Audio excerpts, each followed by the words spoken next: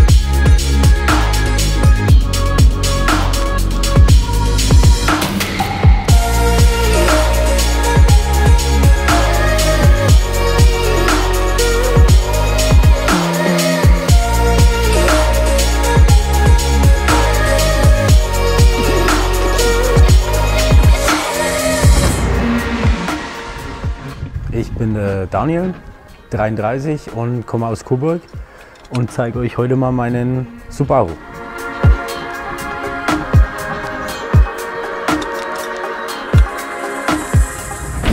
Ich habe einen Subaru Impreza WRX STI, Baujahr 2002 und hat einen 2-Liter Boxer.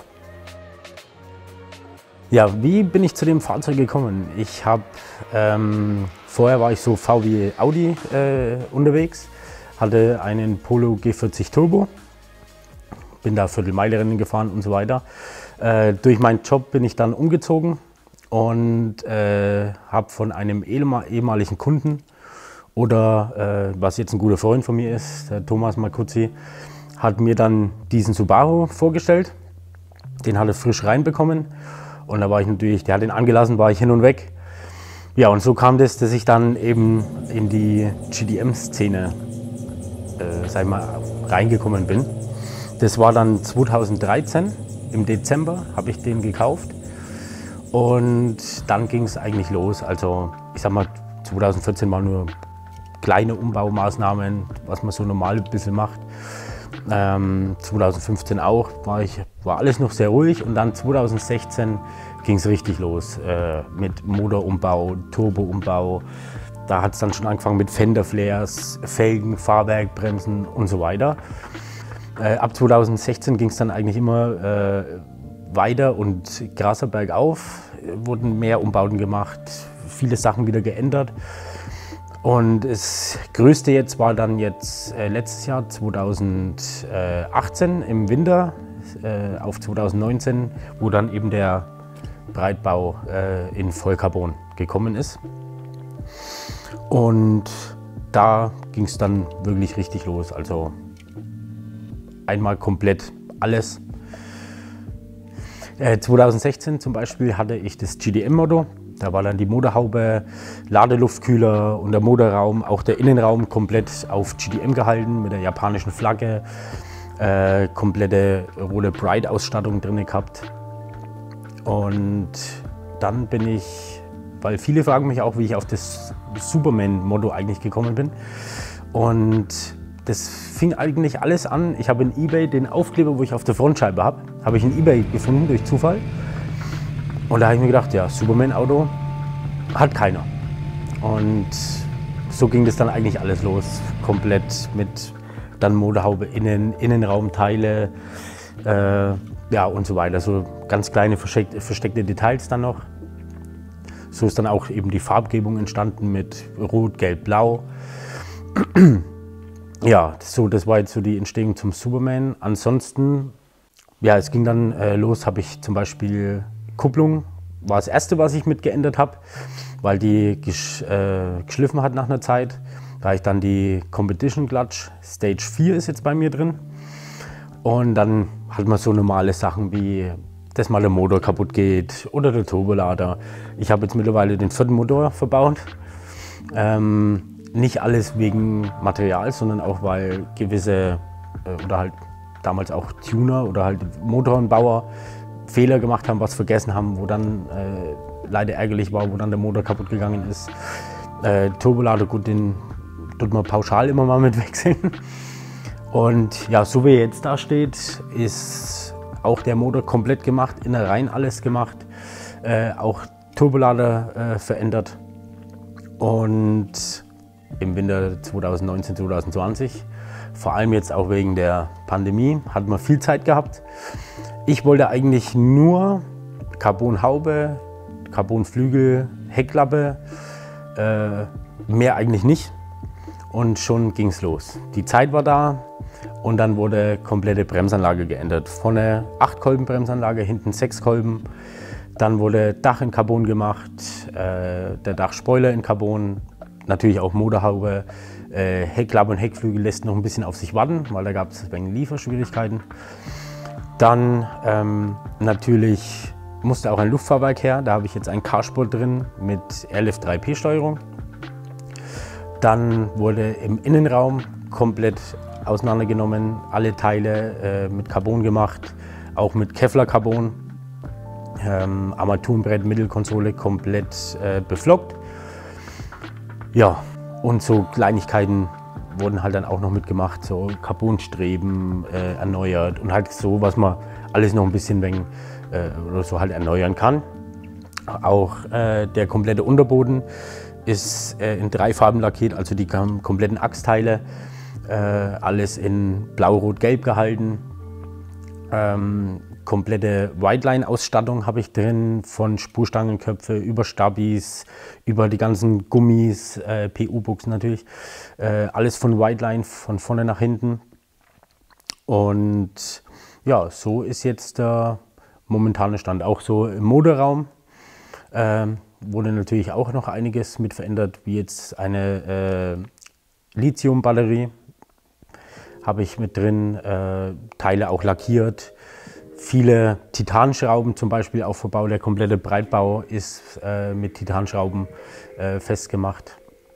Dann natürlich auch Carbon-Unterlegscheiben, Titan-Unterlegscheiben. Ja, was man so halt alles nicht braucht, ist verbaut.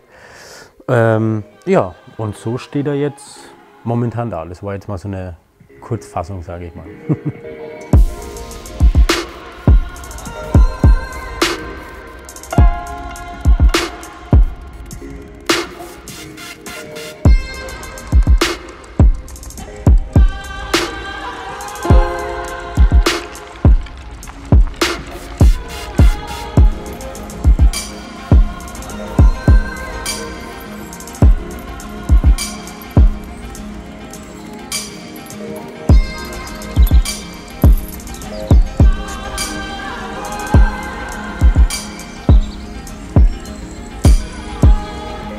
Ja, wie es jetzt zu dem oder zu der Optik von dem Carbon-Breitbau kam, eigentlich wollte ich es in dem ganz stinknormalen Carbon haben, wie man so kennt. Und da hat mich mein damaliger Carbonbauer dann darauf angesprochen und gesagt, pass auf, hier Forged Carbon, hat Lamborghini, Mansory und so weiter. Wie werden das? Da habe ich mir das angeguckt, habe gesagt, ja, das wäre eigentlich nicht verkehrt. Und dann kam halt so drauf, die 2 Carbonarten, also das normale Strukturcarbon und das Forged Carbon in einem zu verwenden, weil das gab es wirklich noch nirgendwo auf der Welt, also auch wo er nachgeguckt hat, Amerika und so weiter, gab es diese Optik mit den 2 Carbonarten noch nicht. Da haben wir gesagt, los, das machen wir. Wir machen das auch so, dass das von dem normalen Carbon wie ausgerissen dann in das Forged Carbon übergeht. Und ja, wo ich das dann fertig gesehen habe, es war Wahnsinn. war mega, kam auch sehr viel Feedback oder positiver Feedback. Sehr viele Leute, auch Carbon-Bauer, die das selber beruflich machen, haben angefragt, wie das funktioniert und wie wir das gemacht haben. Also ist schon, das ist der absolute Highlight eigentlich an diesem Fahrzeug. Ja. Felgen habe ich Workmeister S1 3P verbaut, also dreiteilige. Die sind komplett schwarz gepulvert mit extra Anfertigung von mir selber. Superman Narbendeckel, weil für die Felgen gibt es original keine Narbendeckel. Alle Felgenschrauben sind in 24 Grad echt vergoldet. Ja, neue Aufkleber, alles dafür machen lassen, damit auch die originale Optik wieder stimmt. Felgenmaße habe ich jetzt 11x18 ET-25 und fahre 255 35 18er Semislicks. Ja, und jetzt vom Motor, wie gesagt, wurde eben auch komplett gemacht. Ganz ins Detail kann ich jetzt da nicht gehen, das ist auch ein bisschen special. Nein, verbaut auf jeden Fall 1000 Kubik Einspritzdüsen. Komplettes Fuel-Ray-System wurde verbaut mit Stahlflex-Nylon-Schläuchen. Alles mit Dash-Anschlüssen gemacht, Motorsport-Benzinfilter ist mit drin, auch stärkere Benzinpumpe, alles mit verbaut. Habe jetzt grob geschätzt, müssten es um die 500 PS sein. Wurde halt noch nicht komplett abgestimmt, das fehlt alles noch, weil der nächste Motorumbau ansteht. Und da haben wir natürlich gesagt, lassen wir jetzt erstmal so, fährt, passt alles. Und jetzt über den Winter soll dann der nächste Umbau stattfinden, damit wir ein bisschen mehr Leistung fahren können. Aber so, wie gesagt, ist jetzt schon alles vorbereitet. Auch auf E85 ist schon alles vorbereitet. Man weiß ja nie, ob man es mal braucht. Und natürlich Ansaugbrücke geändert, Drosselklappe geändert. So die ganzen Sachen, was man macht. Ja, und jetzt zu meinem Heckspoiler und zu der Heckklappe. Heckklappe wird, wie gesagt, komplett in Forged Carbon gemacht. Auch der neue Heckflügel ist schon da, fehlt aber noch was zum Verbauen. Der Heckspoiler ist jetzt eine Nummer größer als der von letzten Jahr. Jetzt momentan habe ich so den Original-Look-Heckspoiler drauf in Carbon. Und der jetzt dann drauf kommt, ist größer als der vom letzten Jahr. Da sind wir jetzt bei 1,80 Breite. Und weil muss auch zum Fahrzeug passen. Fahrzeugbreite wurde ja auch angepasst. Deswegen kam der andere Flügel ein bisschen klein. Ja, und wenn der dann fertig ist, ja, bin ich mal gespannt, wie extrem er dann noch aussieht. Innenraum habe ich, wenn man mal von der anfängt, komplett vom Hawkeye den Tacho eingebaut. Der hat nämlich so Startzeremonie. Das fand ich ganz interessant oder passt besser zum Fahrzeug. Dann natürlich Tachoverkleidung, alles auch wieder mit Forged Carbon und normalen Carbon verbunden. Kompletten Türpappen oder Türverkleidungen auch aus Vollcarbon. Schaltknauf in Carbon. Sitze habe ich die Spargo ADV Sitze, die Ohrensitze drin. Takada 6-Punkt-Gurte sind verbaut. Vollcarbon Fußmatten habe ich verbaut. Und natürlich dann, was man auch offensichtlich sieht, ein kompletter Blei-Käfig, der mit der Karosserie verschraubt wurde. Und hinten Rücksitzbank rausgemacht und das dann auch alles mit Carbon verkleidet. Dachhimmel wurde auch umgebaut, das ist jetzt schon der zweite Dachhimmel, damit es auch ein wenig optisch zum Superman passt. Superman-Logo reingemacht, Plexiglas oben rein, so milchiges Plexiglas und das dann auch noch beleuchtet, damit man auch so ein wenig einen kleinen optischen Fang noch hat im Innenraum. Ja, warum ich dieses Fahrzeug habe oder warum es genau dieses Modell geworden ist, ist einfach nur der Grund. Wie gesagt, mein Kumpel damals hat ihn angelassen und dann habe ich den Sound gehört und habe gesagt, jawohl, das ist er einfach. Optisch hat er mir null gefallen, also überhaupt nicht, weil die originale Front sieht wirklich nicht so gut aus von dem Modell. Und ich hatte auch bis dato mit Japanern überhaupt nichts eigentlich am Hut, ja, weil viele auch sagen, ja, warum kein Evo oder sonst irgendwas geworden, weil ich damit auch nicht geplant habe. Also dieses Fahrzeug so zu nehmen, das war einfach ein ganz spontaner Kauf. Und ja, mittlerweile muss ich sagen, habe ich mir den so gebaut, wie er mir dann auch wirklich richtig gefällt. Und ja, das war eigentlich so der Grund, warum ich in die GDM-Szene gerutscht bin.